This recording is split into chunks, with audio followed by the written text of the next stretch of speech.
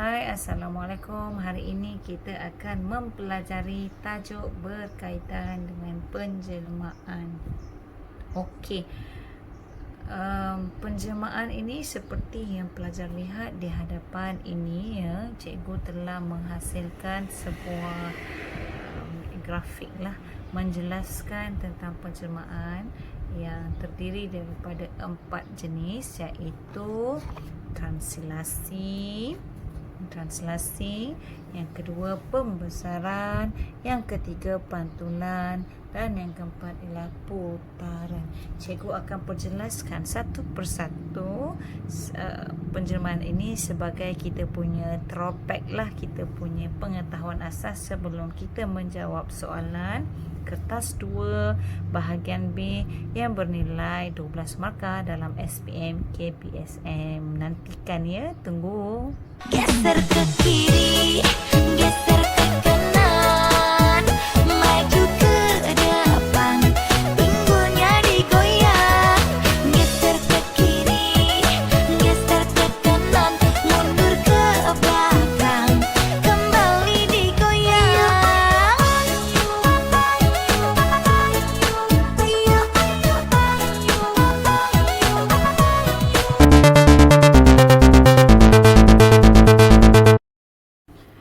Okey, translasi perkara yang penting kita kena tahu adalah X dan Y. X dan Y ini adalah pergerakan objek ke image.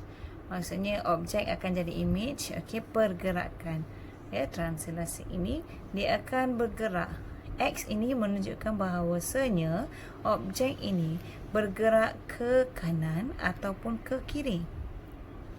Y bergerak ke atas atau ke bawah. Maksudnya pergerakannya ke kanan, ke kiri, ke atas, ke bawah. Ini translasi.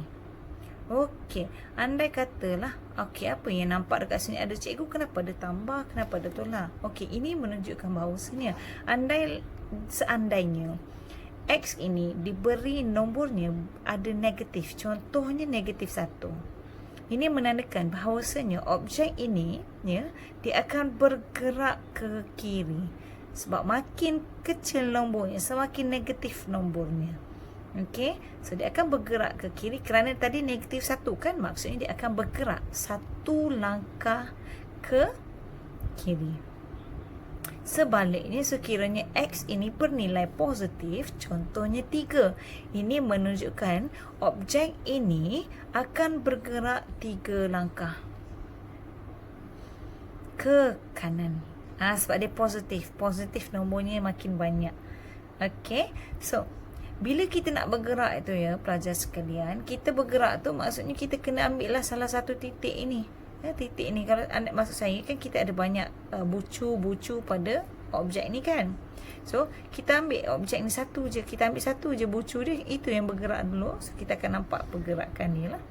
Okey, maksudnya sekarang ni kita tak boleh settle X saja, maksudnya kita kena bergerak Y pula. Lepas ke kiri ke kanan kita dah gerak, kita kena tengok adakah pergerakan objek kita seterusnya ke atas atau ke bawah. Okey, maksudnya sekarang ni contohlah kalau Y ni sama macam X tadi lah. Kalau dia positif, maksudnya nombornya semakin membesar naik atas. Membesar macam menggemuk pula kan. Maksudnya nombornya makin besar. Maksudnya kalau dia kata dekat sini 3, maksudnya kita akan naik 3 kali. 1, 2, 3. Terlebih daripada kamera pula cikgu punya langkah tu kan. Okey.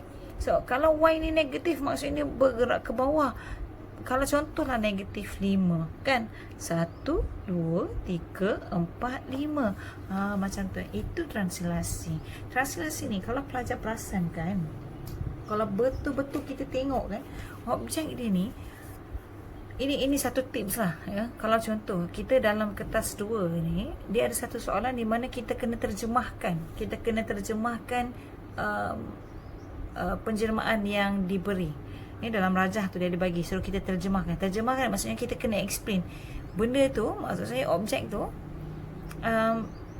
mana satu, translasi ke, pembesaran ke, putaran ataupun pantulan. Jadi kalau tiba-tiba kita nampak ni kan, okey, salah satu macam nak tentukan. Kalau translasi ya, Kalau translasi, contohlah ni kita ada ni. Translasi ni, kalau ni kan bentuk dia macam ni kan. Ni bentuk dia kan. Nampak bentuk dia ni kan. Kalau dia bergerak macam ni pun macam sama je. Walaupun ke kiri, ke kanan, ke atas, ke bawah sama je. Maksudnya kalau dia punya apa benda? Bentuk tu tak berubah, tak terpusing lah maksud saya kan. Maksudnya ini adalah translasi. Okey? Kan? Faham kan? Maksudnya translasi ni dia bergerak ke kanan atau ke kiri, kemudian ke atas atau ke bawah. Okey?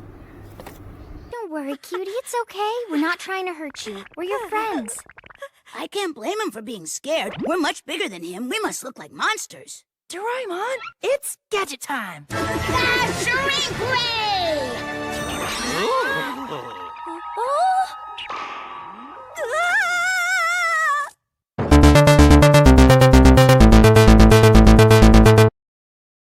Okay, now kita nak cerita tentang pembesaran pula.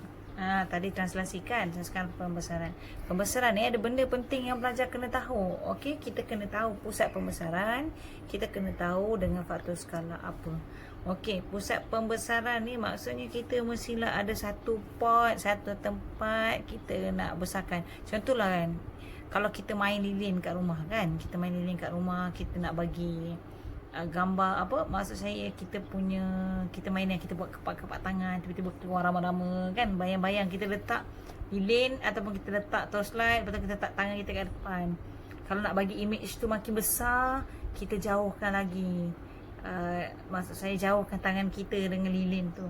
Maksudnya lilin ni macam pusat dia, maksudnya nak makin besar makin jauh pergerakan kita. Jadi kita kena tahu pusat dia dekat mana, masa kat mana kita nak letak lilin kita tu, supaya besar kita punya rama-rama, kita ni kupu-kupu. Ini bayangkan kalau kita main lilin kan. Sama juga dengan penjelmaan yang kita nak belajar ni, kita kena tahu pusat. Pusat tu, itulah lilin tu nak letak mana. Kalau kita guna torchlight tu nak letak mana? Lampu suluh bahasa Melayu, torchlight. Kalau orang Perak tak tahu lah betul ke tak kan, kalau sepupu pas saya cakap slide. Okay. So kita kena tahu pusat dia. Tak apa, nanti cikgu ajar macam mana kita nak cari pusat dia. Lepas tu kita kena tahu juga dengan faktor skala apa. Faktor skala ni dia ada formula. Kita boleh cari. Maksud faktor skala ni, dia membesar tu jadi berapa kali ganda besar dia. 2 kali ganda ke, 3 kali ganda ke membesar kan.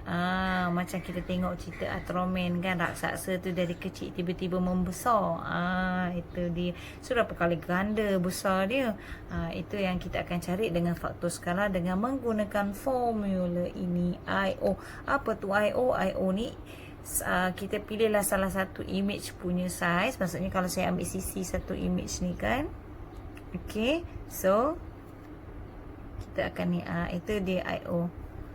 Okay, so macam tadi translasi cikgu ada jelaskan juga. Andai katalah kita dapat soalan menterjemahkan pembesaran ini, menterjemahkan gambar ni. Contoh dia bagi rajah tu kan, yang ni objek, ni image. Maksudnya kita tahu di situ, bila kita nak terjemahkan, kita tahu bahawasanya telah berlaku penjelmaan, iaitu pembesaran.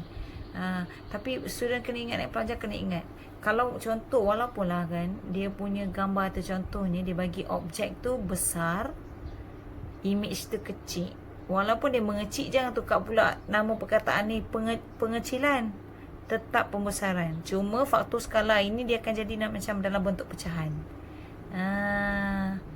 Faham kan maksud saya kan? Macam tu.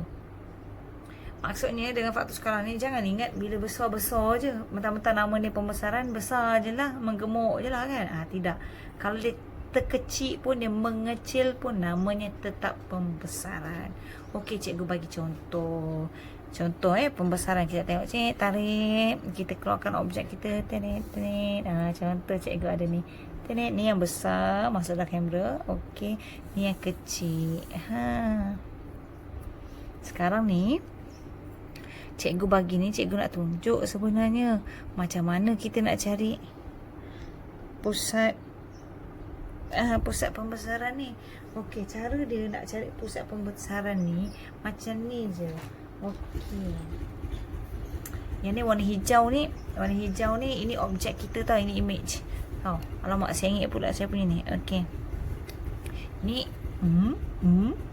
okey. Ini objek, yang image. Maksudnya dia terbesar lah kan? Dia terbesar. Nak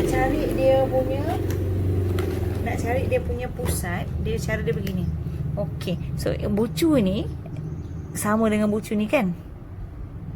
Okay, kita buat satu garisan. Kita buatkan satu garisan. Alamak, garisan cikgu tak ada lurus lah. Tapi pastikan student semua guna pemaris lah. Okay, lepas tu sebab ni sengit, yang ini sama dengan ni kan, jadi ambil ni, samakan macam tu. Lepas tu yang ni bucu ni sama dengan ni kan, gariskan lah corner-corner lah kan. Tak nak rosakkan ni. Okay, nampak tak tempat yang bersilang dekat sini? Ini adalah pusat pembesaran. Nampak, nak cari pusat dia senang je. Maksudnya setiap bucu-bucu ni, yang bucu yang sama ni, kita kena samakan dulu. Buat satu garisan. Buat satu garisan.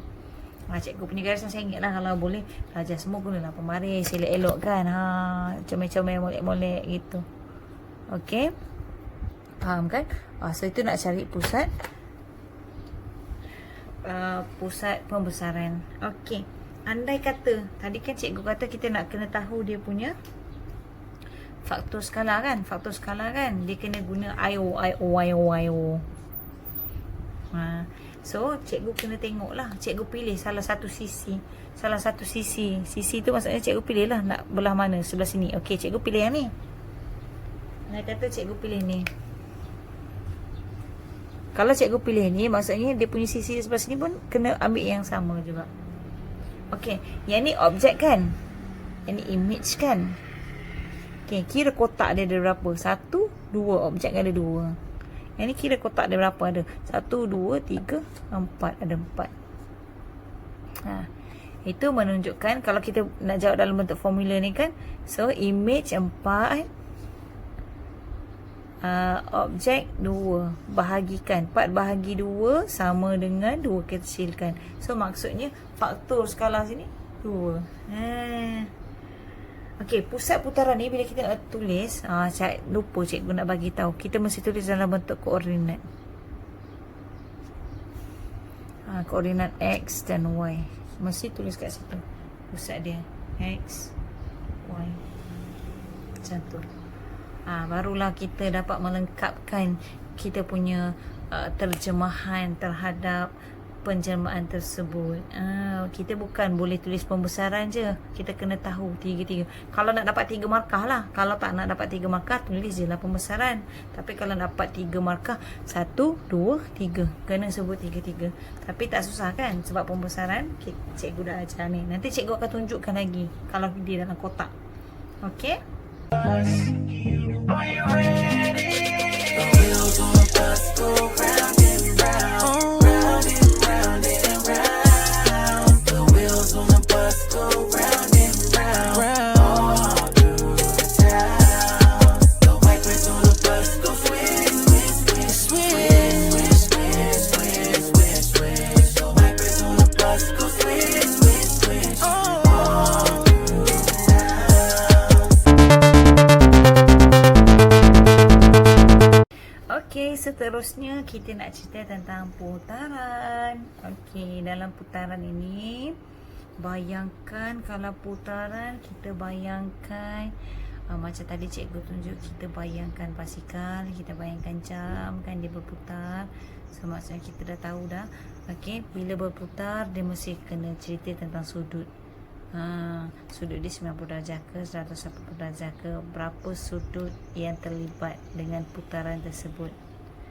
Okey. Lepas tu kalau ni kena tahu ikut arah lawan jam atau lawan jam. Maksudnya dia pusing ikut sini ke ataupun dia pusing ikut lawan jam.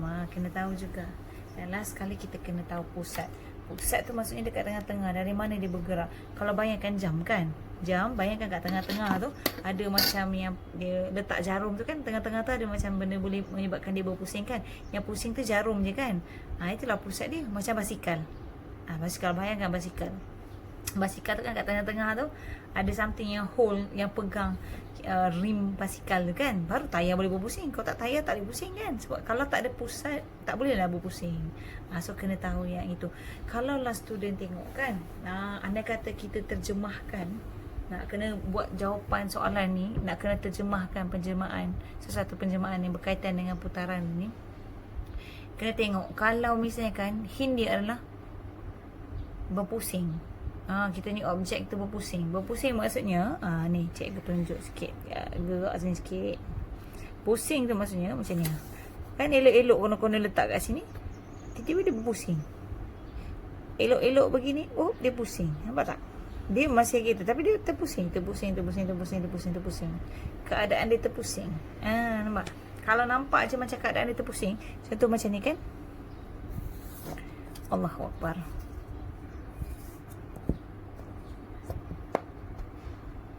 Dia macam terpusing macam tu. Yang ini namanya putaran. Dia bentuk dia sama lagi. Nampak bentuk dia sama, cuma dia terpusing dia. Kalau dalam bahasa kamera, rotate. Rotation.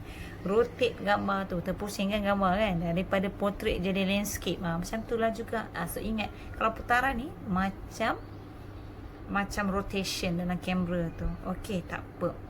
So, bila kita nak tahu ini, bila kita nak jawab tentang putaran, kita kena tahu dia punya sudut. Kita kena tahu dia punya ikut arah jam lawan jam. Ataupun kita nak kena tahu, cikgu tarik sikit, kita kena tahu pusat dia. Biasalah kan, nak kena tahu lah juga ni. Okey, andai katalah dapat ni, macam mana nak tentukan pusat dia? Okey, pilihlah salah satu. Contohnya, ini objek, ini image. So, ni objek, yang ni image. Okey, pilihlah contohnya kalau bucu ni kan, yang ini sama dengan yang ini kan. Kalau boleh, okey, buat satu garisan. Dia ada banyak cara sebenarnya. Yang ni salah satu cara.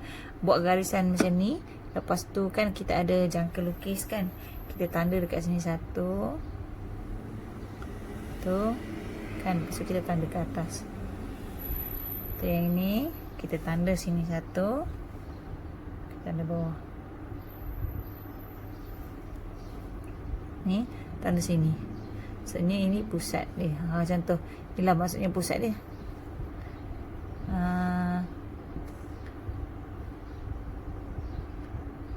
Nampak tak 90 darjah kat situ. Ni contoh. Banyak peralatan kita boleh guna lagi. Kita boleh guna protektor, kita boleh guna yang sesiku yang ada segitiga tu. Kita boleh guna macam-macam teknik. Ada beberapa teknik. Nanti cikgu tunjukkan apa teknik-teknik yang kita boleh gunakan untuk mencari ni. Jadi yang ni dah tahu dah 90 darjah. Yang ini kita dah tahu pusat dia. Yang kita tahu sudah dia putaran. Nampak kan? Okey. So ini putaran. Dia tidak mengubah bentuk dia apa-apa, cuma dia terpusing je. Okey, boleh kan? Okey, itu adalah putaran. Mother knows best. Take it from your mumsy. On your own, you won't survive. Sloppy, underdressed, immature, clumsy, please. They'll eat you up alive.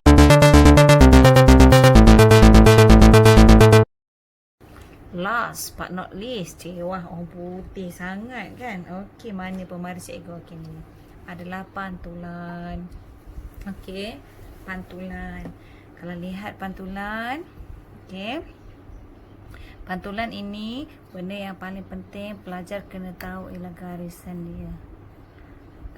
Garisan ni macam kita tengok cermin lah. Macam pelajar semua nak pakai lipstick yang perempuan, ni lelaki nak pakai pomade dekat rambut, tengok cermin. Nak tengok diri kita kan. Cermin. Macam kita kena ada cermin. Lepas tu bila kita tengok tu kan, rupa kita terbalik, tangan kanan kita angkat. Bayangkanlah sendiri macam mana kita tengok cermin. Sama juga dengan pantulan. Pantulan konsep dia sama macam cermin lah. Mesti ada cermin. So garisan-garisan ini adalah cermin. Ini garisan Y sama dengan berapa? Kenapa dia panggil garisan Y? Andai katalah dia kata Y sama dengan 3, maksudnya garisan ini, satu garisan menyentuh paksi Y yang nombor 3 ni. Kan kadang kita kena bagi graf kan, kita kena bagi Cartesian plane. Kalau budak tak tahu, kalau saya sebut Cartesian plane, apa tu Cartesian plane? Cartesian plane ni sebenarnya adalah graf tu. Graf yang mana? Cikgu tunjuk terbalik lah. Macam ni. Ni namanya Cartesian plane. Dia bagi begini. Okay, bagi macam tu. So paksi menyentuh paksi Y, namanya Y sama dengan berapa. Cermin yang menyentuh paksi X, maksudnya X sama dengan berapa.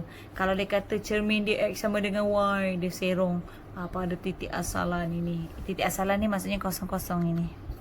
Okay, jadi kalau perasan lah, andai katalah kita kena terjemahkan kan, andai kata kita kena terjemahkan pantulan ni. Pantulan ni kalau tengok lah gambar dia kan, tengok yang ni hijau ni objek, yang ni image. Dia macam terflip kan, flip macam kamera lagi. Cikgu ni suka bergambar, itulah dia. Macam kamera, dia flip. Maksudnya dia terbalik, dia macam terbalik gitu. Okey. Cuma syarat dia, kalau begini kan, objek dengan image ni, okey, antara garisan ni dia punya saiz mesti sama. Maksudnya kalau dari ni objek ke cermin, okey, kalau satu kotak, maksudnya sama juga dari cermin ke image mesti satu kotak juga. Pernah ke tengok pelajar semua tengok cermin, tengok dekat-dekat, tiba-tiba nampak jauh? Tak kan? Kalau dekat macam tu lah, dekat dia macam tu lah dalam cermin. Maksudnya begitulah juga dengan pantulan. Kita tengok keadaan cermin dia. Kalau cermin dia, keadaan dia sengit. Okay, cikgu bagi contoh ya. Cikgu bagi contoh. Biasalah kita kena bagi contoh baru kita nampak kan. Kalau contoh dia garisan begini, kalau cermin dia dekat situ, mestilah kalau dia berubah, terbalik pergi bawah ni. Betul kan? Dia kena ikut cermin lah. Jangan pula cermin dekat sini, tiba-tiba dia punya pantulan sebelah sini. Kan menipu namanya tu. Pelik dah tu kan. Mirror on the wall who's the fairest after all. Pelik pula tu. Itu kalau dia begini cermin dia, begitulah. Yang ni garisan Y ni, Y sama dengan berapa.